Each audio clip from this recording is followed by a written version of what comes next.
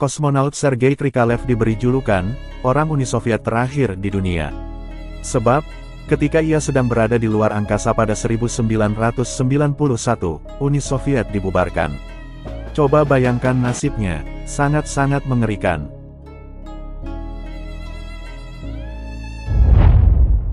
Kosmonaut adalah sebutan bagi astronot yang dilatih dan disertifikasi oleh agen ruang angkasa Uni Soviet yang sekarang Rusia. Pada 1991, Uni Soviet pecah menjadi 15 negara.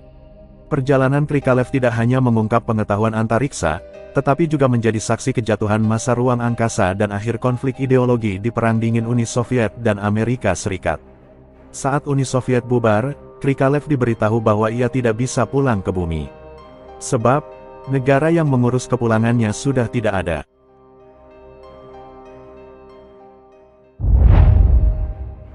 Lantas, apa alasan Krikalev dikirim ke ruang angkasa?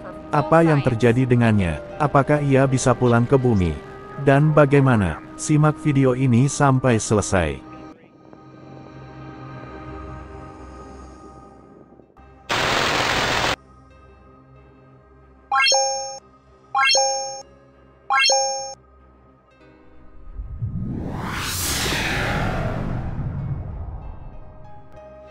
Krikalev lahir pada tahun 1958.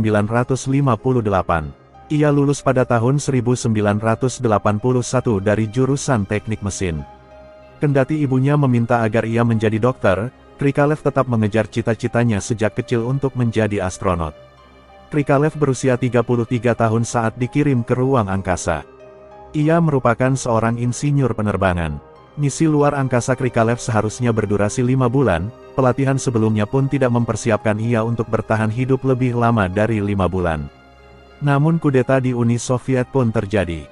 Di ruang angkasa, Krikalev diberitahu bahwa pihak di bumi tidak cukup dana untuk membawanya pulang. Jawaban ini berulang sebulan kemudian. Pengelola misi luar angkasa pun meminta Krikalev bertahan lebih lama, tetapi, bulan berikutnya jawabannya tetap sama. Saat itu Rusia mengalami krisis keuangan karena hiperinflasi. Pemerintah menjual kursi roket Soyuz ke negara lain untuk menambah uang. Austria membeli satu kursi roket Soyuz seharga $7 juta. Sementara Jepang membeli satu kursi lainnya seharga $12 juta untuk mengirim reporter TV ke luar angkasa. Rusia juga berencana menjual cepat stasiun luar angkasa Mir meskipun ada program yang sedang berjalan. Ini artinya, anggota tim lain di stasiun luar angkasa tersebut pulang ke bumi. Tapi Krikalev sebagai seorang insinyur penerbangan tidak bisa pulang ke bumi. Untuk menyemangati diri, Krikalev meminta dikirimkan madu, namun tidak ada madu pada saat itu. Sebagai ganti madu, ia malah dikirimin lemon dan horseradish jenis lobak pedas yang tumbuh di Rusia dan Hongaria.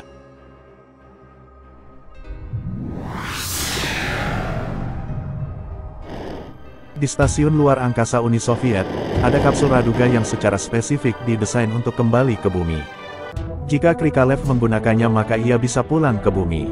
Di sisi lain, Krikalev bimbang.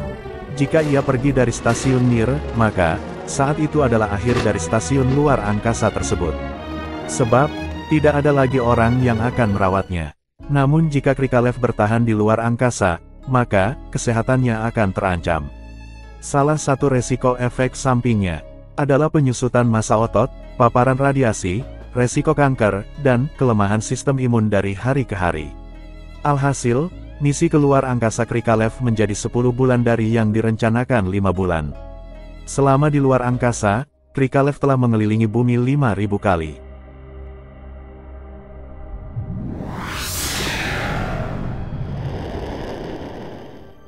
Krikalev pulang ke bumi pada tanggal 25 Maret tahun 1992, setelah Jerman membayar $24 juta untuk membeli tiket bagi pengganti Krikalev, Klaus-Dietrich Fleth.